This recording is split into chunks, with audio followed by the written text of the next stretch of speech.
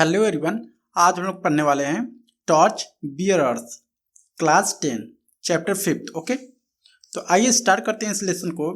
इस लेसन में बेसिकली एक बिजनेसमैन रहता है, यानी एक व्यापारी रहता है और उसके दो बच्चे रहते हैं। ठीक है, तो आइए स्टार्ट करते हैं। सबसे पहले हम लोग अबाउट द ऑथर यानी हम लेखक के बारे में पढ़ते हैं। ठीक है, W.M. Ryburn is a famous English writer who writes on a games and sports and general topics.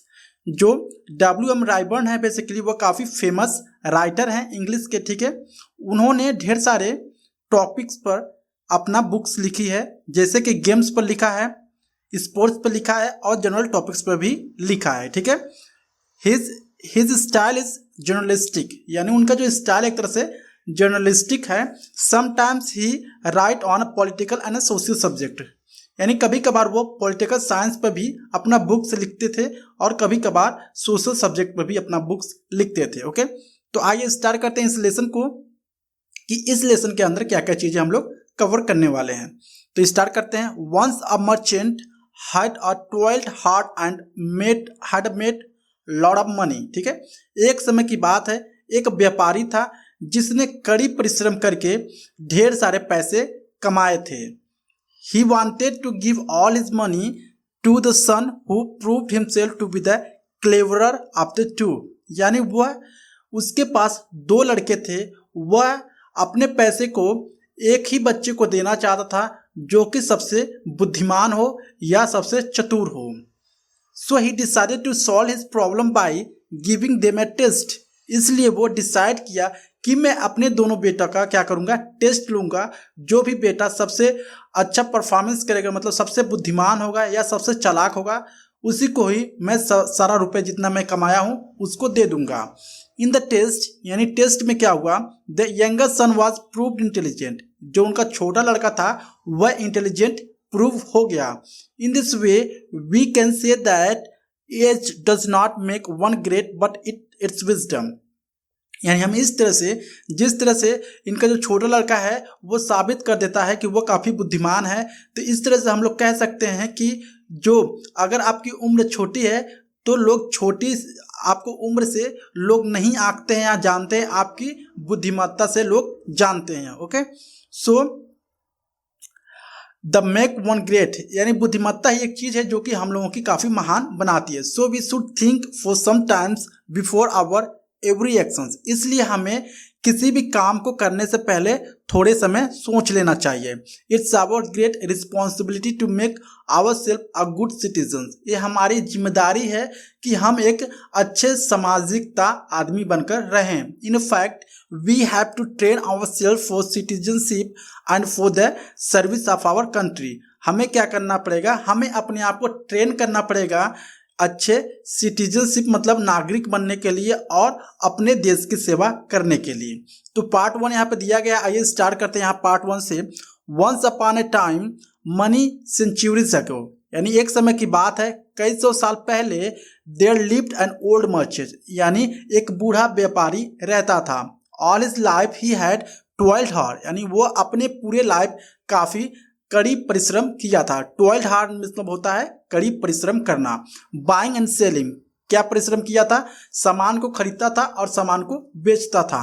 With the result that he had made a lot of money, यानी इसका जो परिणाम होगा वह बूढ़े होते होते काफ़ी ढेर सारे पैसे कमा चुका था। As he year went by, जैसे ही कई वर्ष बीतते गए, he led any more and more riches, और वह धनी पे धनी होता गया। धनी पे धनी मतलब वह रिच बनता गया, रिच इंसान बनता गया जिस तरह से उसकी उम्र बढ़ती गई।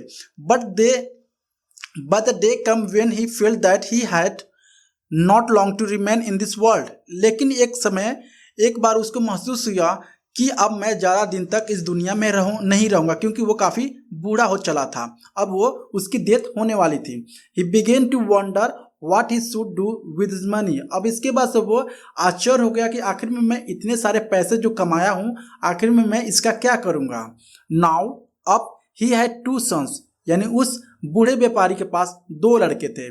He made up his mind that he would not divide his money between them, यानी ये जो व्यापारी था अपने दिमाग में सोचा कि मेरा जितने कठिन परिश्रम का जितना भी पैसा है मैं इन दोनों बेटों के बीच में बंटवारा नहीं करूंगा, बट लेकिन that we would give it all to one who prove himself to be the cleverer of the to.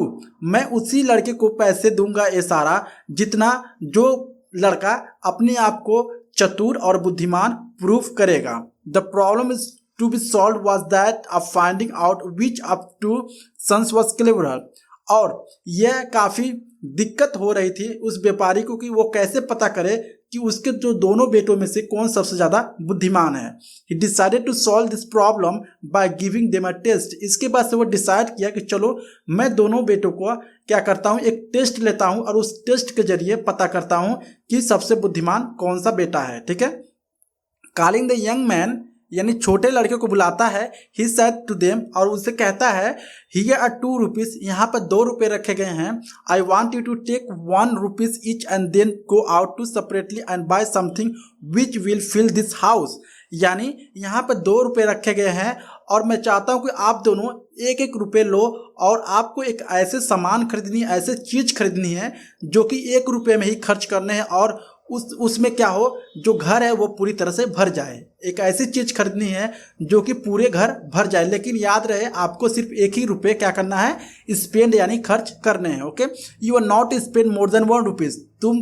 आपको क्या करना है, 1 रुपये से ज़्यादा बिल्कुल भी खर्च नहीं करने हैं। The 2 sons looked at himself as if had taken leaps of his sense।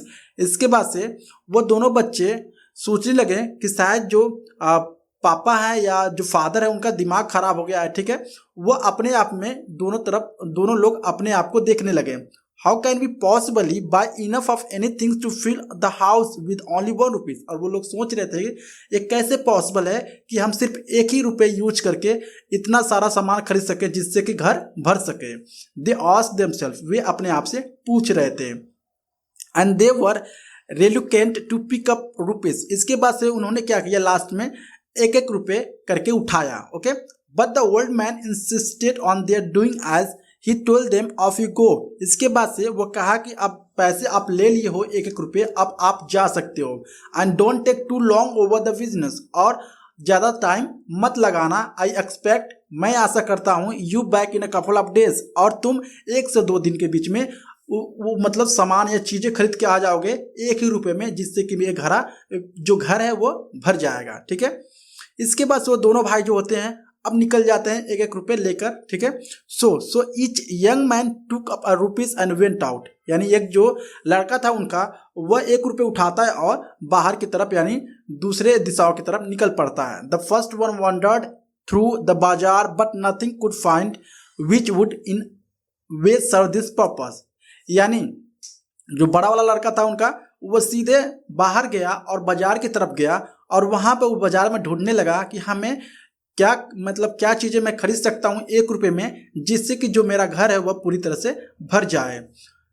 All the day long he wandered about looking in all the shops. और वह चारों तरफ जितनी भी दुकान थे उस बाजार में घूमता रहा, पूरे दिन भटकता रहा कि तलाशता रहा कि आखिर में कौन सी ऐसी चीज़ है, पूछता रहा दुकानदार से कि कौन सी ऐसी चीज़ है जो 1 रुपये में मिले और पूरे घर को भर दे। नथिंग कुड ही फाइंड, लेकिन उसको कुछ भी नहीं मिला। He become more and more certain that something had gone wrong with his father. वो क्या हो गया, काफ़ी आश्चर्य हो गया कि लगता है कि अब वो सोचने लगता है कि मेरे पिताजी को कुछ हो गया है। He was about to give up. अब वो क्या होने वाला था, अब वो बड़ा लड़का हार ही मानने वाला था। In a search in a despair when he saw a bullock cart with the date of load of hay. इसके बाद से अब वो खोजना या ढूंढना समाप्त ही करने वाला था, तभी उसको एक बैल गाड़ी दिखाई देती है। ओके, और उस पे एक काफ़ी ज़्यादा भूसा लदा हुआ रहता है। That look hopeful. इसको लग रहा था कि चलो ठीक है, हो सकता है मैं 1 रुपये का यूज करके उस भूसे को मतलब खरीद लूँगा और उससे मेरी घर तो भर सकती है। एंड ही थॉट, उसने सोचा, आई वॉन्ट हाउ मच है I can get for rupees. इसके बाद वो सोचने लगा कि मैं 1 रुपये से कितने हे, यानी हे मीन्स होता है भूसा या घास। ठीक है, वो सोचता है कि 1 रुपये में मुझे कितना भूसा मिलेगा। इसके बाद से क्या होता है, went to the driver of the cart and inquired about the price of the hay. इसके बाद से वो दौड़ते हुए बैलगाड़ी के पास गया और वह उसे उस भूसे के दाम के बारे में पूछने लगा। There was a good deal hanging over the price.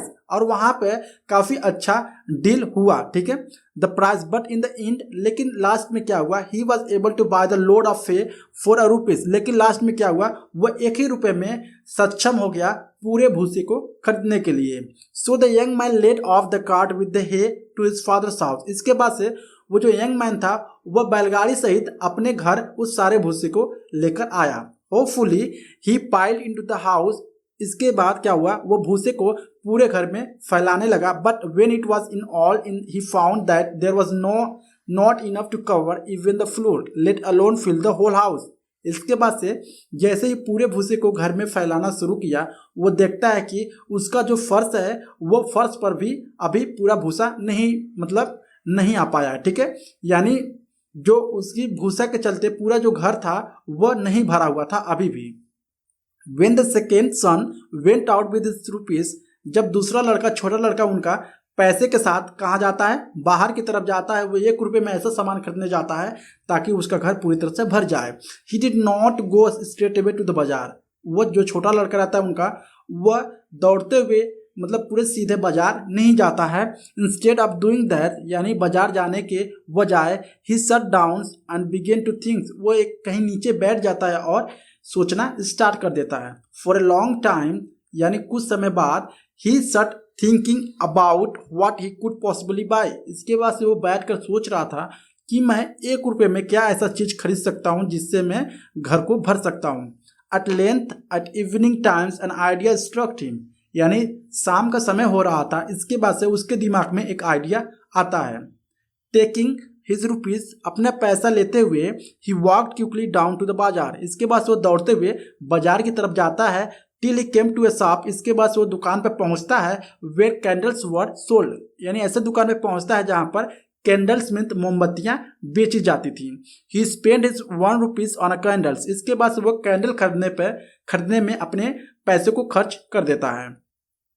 Of which he got quite a number, इसके बाद से 2 से 3 या 4 कैंडल उसको 1 रुपये में मिलता है। Then taking his candles with him and he made his way back to his father's house, इसके बाद उस कैंडल को लेते हुए वह अब अपने पिताजी के घर वापस लौट गया।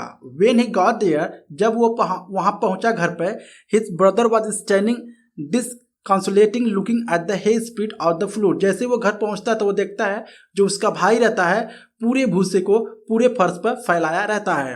It was now getting dark, अब वो क्या हो रहा था, काफी डार्क, धीरे धीरे रात हो रही थी। Quickly the second sun stood 2 और 3 कैंडल्स इन ईच रूम, इसके बाद से जो छोटा लड़का है वो क्या करता है, हर एक रूम में 1-1, 2-2 कैंडल रख देता है। देन इट्स लिट देम, इसके बाद से उस कैंडल को वो जला देता है, यानी मोमबत्ती को जला देता है। At once the house was filled with the light, इसके बाद से जो पूरी घर होती है वो लाइट से भर जाती है। His father was very pleased with him, इसके बाद से उसके जो पिताजी होते हैं वो काफ़ी प्रसन्न होते हैं। एंड सैड, और वो कहते हैं, माय सन, मेरे बेटे, you have shown true wisdom, तुमने पूरी सत्य विजडम दिखाई है, बुद्धिमानी दिखाई है। I am ready to hand over all my money to you, अब मैं तैयार हूँ सारा पैसा तुम्हें देने के लिए। Now we live in a big house which we call our native country, यानी जो हम लोग जिस घर में हम लोग रहते हैं, हम लोग क्या करते हैं, उसको एक नेटिव कंट्री के नाम से उसको हम बुलाते हैं। We have each of us been given some 1 rupees, यानी हम लोगों को भी क्या दिया जाता था, 1-1 रुपये दिया जाता था, 2-2 रुपये दी जाती थी, 3-3 रुपये दी जाती थी। एंड सम 4 रुपीज, कभी कभार 4-4 रुपये भी दी जाती थी। These rupees are not rupees, ये जो पैसे हैं ये पैसे नहीं है बिल्कुल। With we can buy things, यानी ये जो पैसे हैं ये सिर्फ पैसे नहीं है कि हम लोग इससे क्या कर सकते हैं, चीज़ें खरीद सकते हैं। But they are different powers, लेकिन एक तरह से दूसरी तरह से एक पावर भी है। वी हैव बीन गिवन, यानी एक तरह से पावर दिया जाता है। Each of us has power of a body, यानी हमारे बॉडी में क्या होती है, एक तरह की पावर होती है। पावर ऑफ माइंड, यानी दिमाग की पावर होती है। पावर ऑफ कैरेक्टर की पावर होती है। Each of us has a strength, यानी ये सारी मिलाकर हमारी क्या होती है, एक तरह से ताकत होती है। Time intelligent which can be used, जो टाइम है, समय है, और जो इंटेलिजेंट, जो हमारी बुद्धिमत्ता है, उसको हम क्या कर सकते हैं, यूज कर सकते हैं। As we leave school and go into a world, और जब हम लोग अपने स्कूल को पास करके जब हम लोग दुनिया में कहीं काम करने जाते हैं, we are tested as how we are going to use this talent, और हमें टेस्ट किया जाता है कि हम किस तरह से अपने टैलेंट को यूज कर रहे हैं।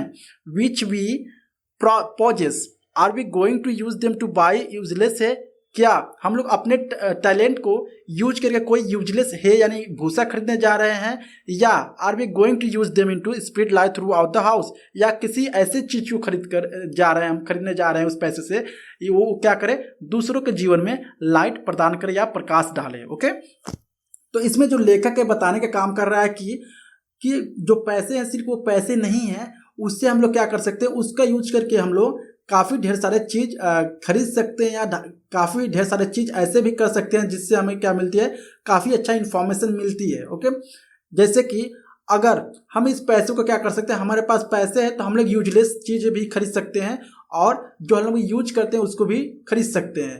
तो हमें बुद्धिमानी ये कहेंगे कि हम लोग अपने पैसों को ऐसे जगह खर्च करें जिससे कि लोगों को फ़ायदा हो या हमें फ़ायदा हो या हमारे फैमिली को फ़ायदा हो। ओके, तो that is our country. If you are going to be a good citizen, अगर हम अच्छे नागरिक बनने जा रहे हैं तो then we shall use our powers, so power and ability to try to spread light into the part of our country.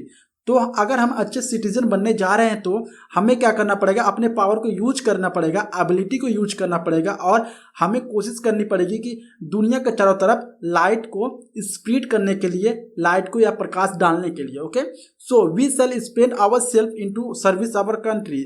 और हमें क्या करना चाहिए, हमें देश की सेवा करने में योगदान देना चाहिए।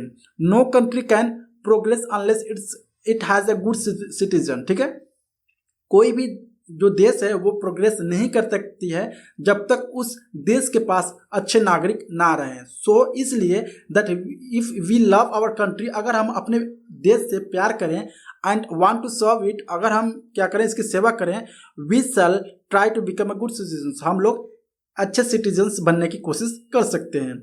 While we are at school, जब हम लोग स्कूल में होते हैं, this is what we should doing, यानी हम लोग क्या कर रहे होते हैं, we should be training our self, हम लोग अपने आप को ट्रेन कर रहे होते हैं इन सिटीजनशिप, हम सामाजिकता में। ठीक है, and cultivating the characteristic of good citizens, और हम लोग हमारे अंदर अच्छे कैरेक्टरिस्टिक बोया जाता है। ठीक है, इफ़ वी डू दिस, अगर हम इस तरह से करते हैं, then when we leave school and home, जब हम लोग क्या करेंगे, स्कूल या होम को छोड़कर कहीं बाहर जाएंगे and go out into the different parts of our country, we shall be able to feel it with the light of good citizenship. ठीक है, अगर हम अच्छे से पढ़ के लिख के, ठीक है, समझदार बन के कहीं बाहर जाते हैं कमाने या कहीं अच्छे काम करने के लिए, तो हम लोग क्या करेंगे, हम लोग क्या हो सकते हैं, एक अच्छे नागरिक बन सकते हैं जो कि पूरे दुनिया में अच्छा प्रकाश डाल सकते हैं या अच्छा प्रकाश फैला सकते हैं। ओके, सो आई होप आपको वीडियो अच्छा लगा होगा। अगर अच्छा लगा please like and subscribe my channel. Thank you so much.